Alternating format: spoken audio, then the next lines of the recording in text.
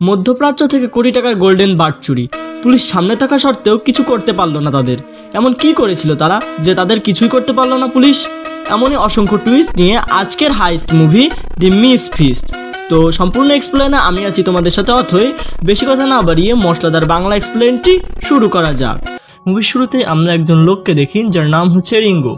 সে বলে চুরি এমন কিছু বা এমন জায়গায় করো যাতে সেই চুরি নিয়ে পুলিশ মাথা না ঘামায়, বরং তারাই সেই চুরিটাকে ধামাচাপা দেওয়ার চেষ্টা করে। সে আসলে চুরি করে গরিবদের মধ্যে টাকা বিলিয়ে দেয়, মানে সে নিজের স্বার্থের জন্য চুরি করে না।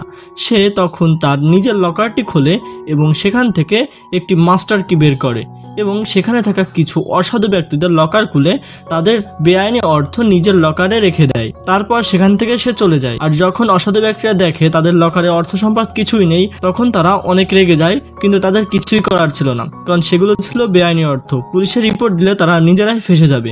এরপর সিন শিফট হয়ে উইক নামক একটি ছেলেকে দেখানো হয়, যে কিনা বিশ্বাস করত আতশবাজি সব অশুভ শক্তিকে দূরে রাখে। তাই সে বড় হয়ে অনেক বেআইনি কলকারখানা ও বিল্ডিং তার বানানো বোম দিয়ে উড়িয়ে দেয়, মানে সে এখন বোমা স্পেশালিস্ট। অন্যদিকে আমরা ভায়োলেট নামে একজন মেয়েকে দেখি, যে কিনা কুংফু মাস্টার। সে অন্যায়ের বিরুদ্ধে এবং গরিবদের পাশে দাঁড়ায়। তো এতক্ষণ আমরা তিনজন চোরের সাথে পরিচিত হলাম, কিন্তু তারা শুধু অসাধু ব্যক্তিদের সম্পদ চুরি করে, মানে চোর হলেও ইমানদার আছে। তাদের তিনজনের কাজ এক হলেও তারা একে অপরকে চিনত না। একদিন প্রিন্স নামক একটি ব্যক্তি তাদেরকে ইনভিটেশন পাঠায় বড় কাজের জন্য। এরপর সিন শিফট হয়ে আমেরিকার একটি প্রাইভেট কারাগার দেখা যায়, যেখান থেকে রিচার্ড নামক এক কয়েদি পালিয়েছে।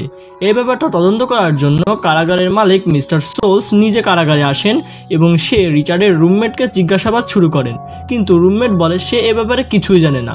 একথা শুনে মিস্টার সোলস তো অনেক রেগে যায় এবং রিচার্ডের রুমমেটকে ইচ্ছামতো কেলানি দেয় এবং তখন সে মুখ খোলে। অন্যদিকে আমরা দেখি রিচার্ড একটি বারে মদ পান করছে।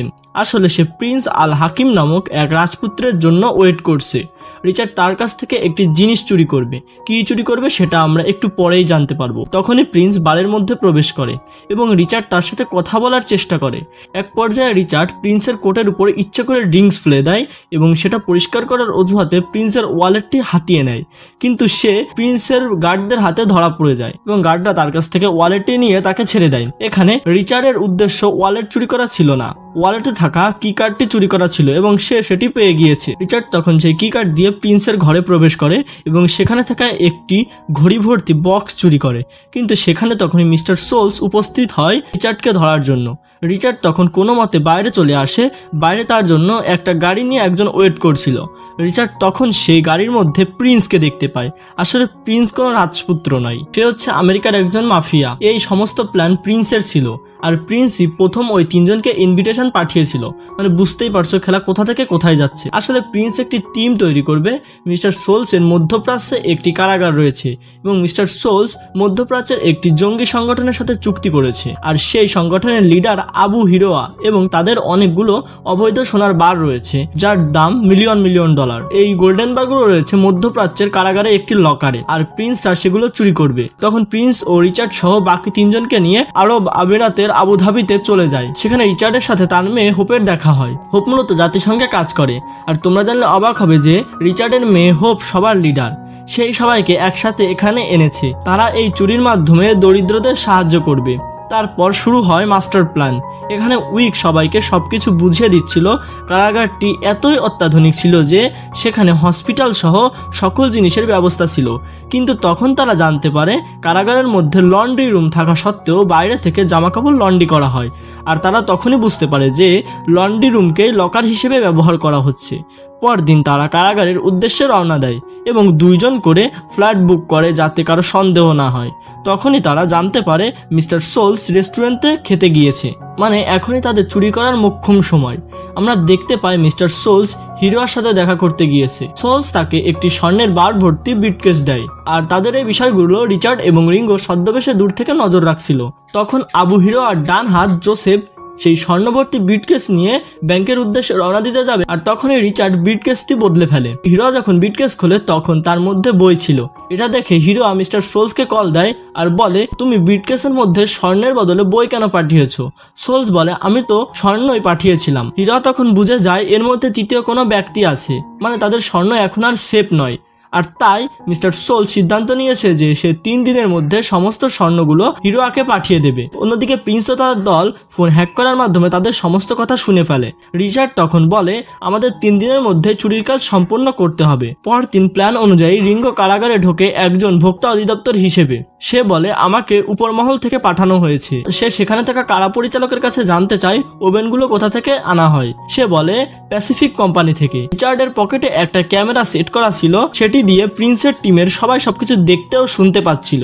রিঙ্গো বলে কারাগারের ওভেনগুলো চেঞ্জ করতে হবে কারণ এগুলো আর স্বাস্থ্যসম্মত নয়। কারা পরিচালক তখন প্যাসিফিক কোম্পানিতে ফোন করে ওভেন অর্ডার করে আর এই কলটা গিয়ে পৌঁছেছে প্রিন্স টিমের কাছে কারণ তারা ইতিমধ্যেই প্যাসিফিক কোম্পানির সার্ভারটি হ্যাক করে ফেলেছে। পরদিন রিচার্ড ও উইক ওভেন নিয়ে কারাগারে যায়। ওই ওভেনগুলো রাখার সময় রিচার্ড একটি রেড বার্ড দেখে থেমে যায় এবং একটি লাঠি দিয়ে রেড বার্ডটিকে অল্প একটু ভেঙে ফেলে। আর এখানেই রয়েছে মুভির সম্পূর্ণ টুইস্ট। তোমরা একটু পরে সেই টুইস্ট সম্পর্কে জানতে পারবে। যাই হোক, আসলে তারা যে ওভেনগুলো নিয়ে এসেছে সেগুলোর মধ্যে তারা চুরি করা সকল যন্ত্রপাতি রেখে দিয়েছে। তারপর তারা সেই ওভেনগুলো রান্নাঘরে রেখে এবং চুরির জিনিসপত্রগুলো অন্য জায়গায় সরিয়ে কয়েদিদের পোশাক পরে ফেলে। এরপর রিঙ্গো বিদায় নেওয়ার সময় কারা পরিচালকের পকেট থেকে লন্ড্রি রুমের কি কার্ড নিয়ে সেখানে থাকা 2 জন কয়েদিদের হাতে দিয়ে দেয়। এই 2 জনও চুরির সাথে জড়িত। এরপর তারা 2 জন গার্ড সেজে লন্ড্রি রুমের সামনে পাহারা দেয় যাতে কোনো সমস্যা না হয়। এরপর রিচার্ডরা লন্ড্রি রুমে প্রবেশ করে আর দেখতে পাই সেখানেই আসলে লকার রয়েছে। পরদিন রিচার্ডরা রান্নার কাজে সহযোগিতা করার ছলে খাবারের ভিতর পয়জন মিশিয়ে দেয়। এর ফলে সমস্ত কয়েদিদের বিষক্রিয়া হয় এবং যেখানে সেখানে পড়ে থাকে এবং বমি করতে থাকে। এতে কয়েদিদের কারাগারের হাসপাতালে ভর্তি করা সম্ভব নয় বলে মিস্টার সোলস কয়েদিদের বাইরে পাঠানোর সিদ্ধান্ত নেন। রিচার্ডরা তখন লকারের ওপর একটি হোল তৈরি করে। উইক তখন সেই লকারের মধ্য দিয়ে গ্যাস পাস করায় এবং একটি মেচের কাঠি তার ভিতর ফেলে দেয় এবং বড় একটা ব্লাস্ট হয়। তখনই মিস্টার সোলসের একটু সন্দেহ হয় এবং সে লকারের উদ্দেশ্যে রওনা হয়। এতক্ষণে রিচার্ডরা সব স্বর্ণ নিয়ে বাইরে বেরিয়ে গেছে। সোলস লকারের ভিতরে গিয়ে দেখে একটাও স্বর্ণের বার নেই। সোলস বুঝে যায় এটা রিচার্ডের কাজ। রিচার্ডরা তখন ডক্টরের ছদ্মবেশ ধারণ করে। অন্যদিকে FBI এসে সমস্ত অ্যাম্বুলেন্স চেক করতে থাকে কিন্তু কোথাও তারা স্বর্ণের বার খুঁজে পায় না। তখনই মিস্টার সোলস লক্ষ্য করে কারাগার থেকে একটি লাল রঙের গাড়ি বের হচ্ছে। মিস্টার সোলস তখন ওই গাড়িটির পিছু করে আর গাড়ির মধ্যে ছিল এক্সপার্ট ড্রাইভার প্রিন্স। মানে প্রিন্সরা মিস্টার সোলসকে ব্যস্ত রাখার চেষ্টা করছে। আর তখনই জানা যায় স্বর্ণ আসলে কোথায় গেল। এখানেই টুইস্টের সমাধান পাওয়া যায়। মূলত রিচার্ড যে লাল রঙের পাখিটি ভেঙে ফেলেছিল স্বর্ণের বারগুলো ওভেনে গলিয়ে সেই পাখির শেপ দেওয়া হয় এবং লাল রং করে দেওয়া হয় এবং রিচার্ডরা রিপেয়ার কর্মী সেজে গোল্ডেন বারটিকে বাইরে বের করে আনে। এতে তাদের ওপর কেউ সন্দেহ করে না। কারা পরিচালকদের ভুয়া পরিচয়পত্র দিয়ে তারা ফাঁকা মাঠে গোল করে এবং এভাবে তারা গোল্ডেন বারটি চুরি করতে সক্ষম হয়। পরদিন নিউজে কয়েদিদের বিষক্রিয়ার কথা বলা হয়েছিল কিন্তু কোথাও চুরির ব্যাপারটি বলা হয়নি কারণ সেগুলো ছিল বেআইনি স্বর্ণের বার। তাই মুভির শুরুতেই রিঙ্গো বলেছিল চুরি এমন কিছু করো বা এমন জায়গায় করো যাতে পুলিশ সেটা নিয়ে মাথা না ঘামায়, বরং তারাই সেটা ধামাচাপা দেওয়ার চেষ্টা করে।